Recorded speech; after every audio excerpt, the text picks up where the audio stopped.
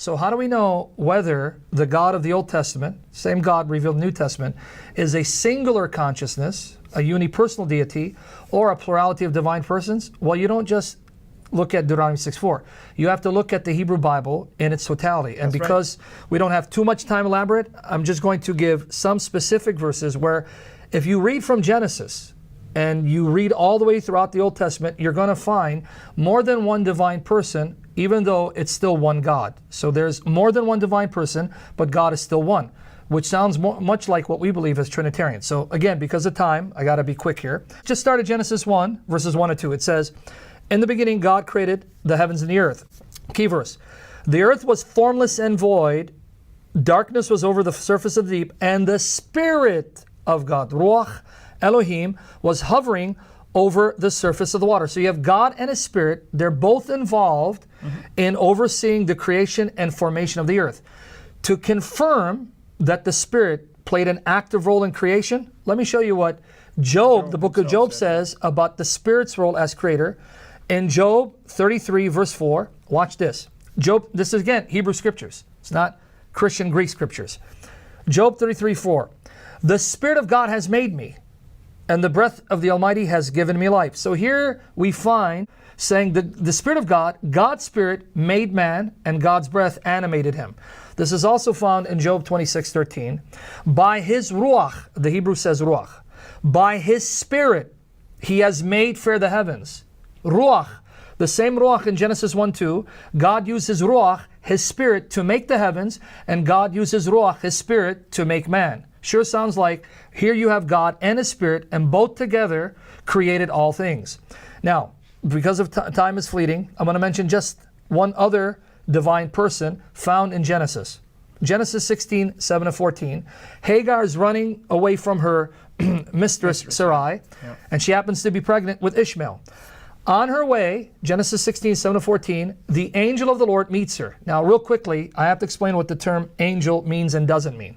The Hebrew word for angel, malach, or the Greek word angelos, simply means messenger. That's right. We're conditioned to think that the term angel means a spirit creature with wings. That's not the biblical definition. It simply means messenger.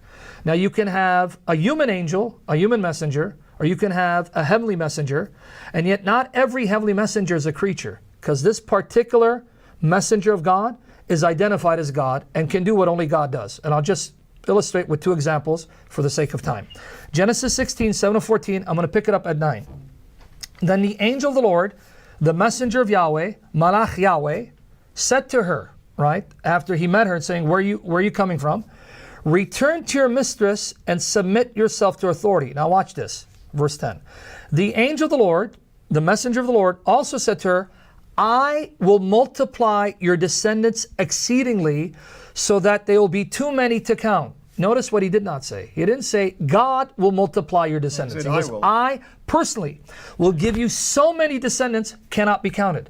Sure sounds like the angel thinks he's the creator of life, which he exactly is. And then he tells her she's going to give birth to a son. So he knew it was a son she was carrying because he created the son.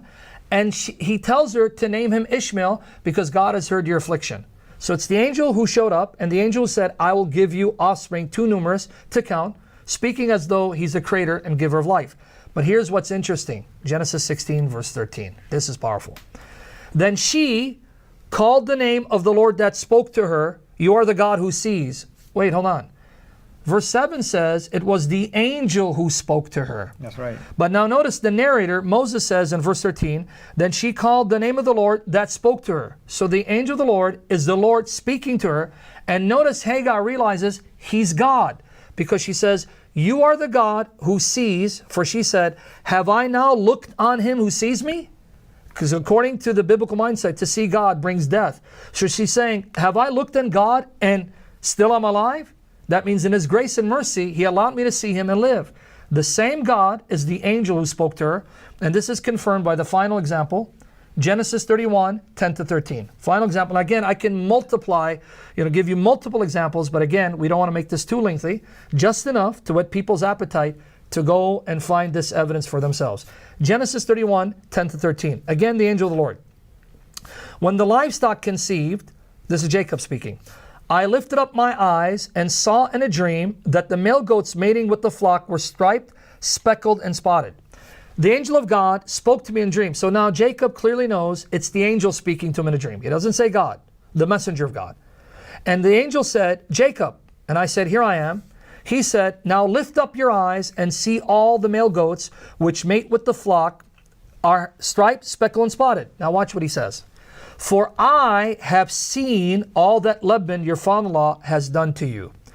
I am, remember it's the angel speaking, I am the God of Bethel.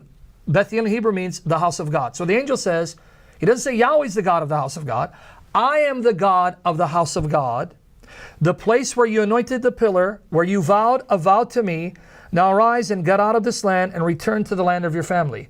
Who does this angel think he is to say, I am the God of the house of God, Bethel. I'm the God of that house, the house that you erected for Yahweh who appeared to you in a dream. Who does he think he is to claim to be the God of the very house that was erected for Yahweh? If the angel isn't God, this is blasphemy and idolatry.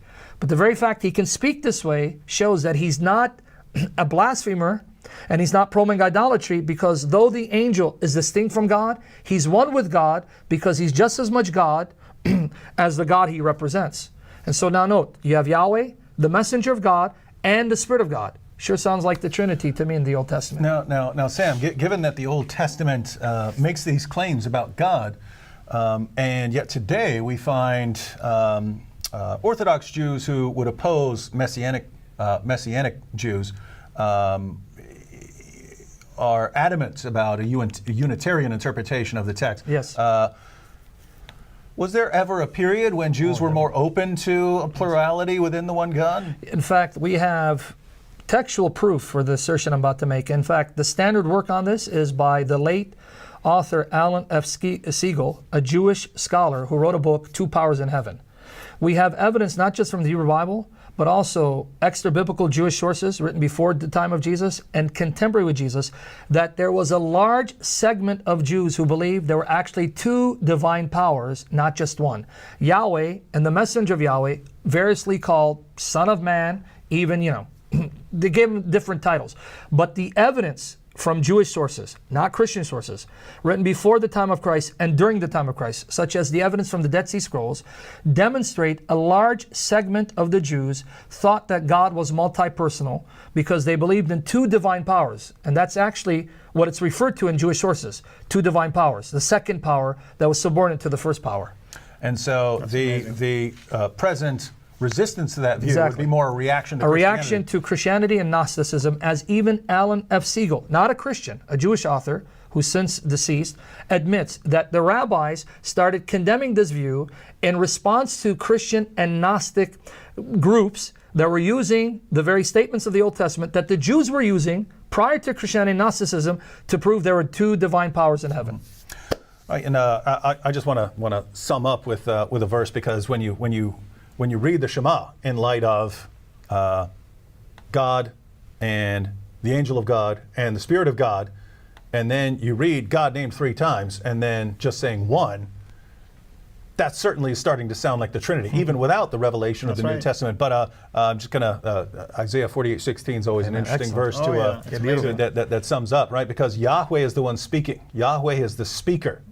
And watch what Yahweh says. So everyone go read the Shema, read the passages all of the passages again closely that Sam brought up, and then also read Isaiah 48:16, where Yahweh is the speaker. You can go back in the text and see that Yahweh is speaking. He said, Yahweh says, draw near to me, hear this. From the beginning I have not spoken in secret, and from the time it came to be, I have been there. And now the Lord God has sent me and his Spirit. Right. Yahweh says that he's been sent by Yahweh God along with the Spirit of Yahweh, right? Yahweh. That's right. Being sent by Yahweh with the Spirit of Yahweh. Not two, not four, not six, three. I tell people, to read it, and they affirm that it's God who's speaking, and all of a sudden they get surprised when they read 16. It's like, oh, wow, it dawns on them. Now, there are lots of these in the prophets. Yep. Absolutely, absolutely.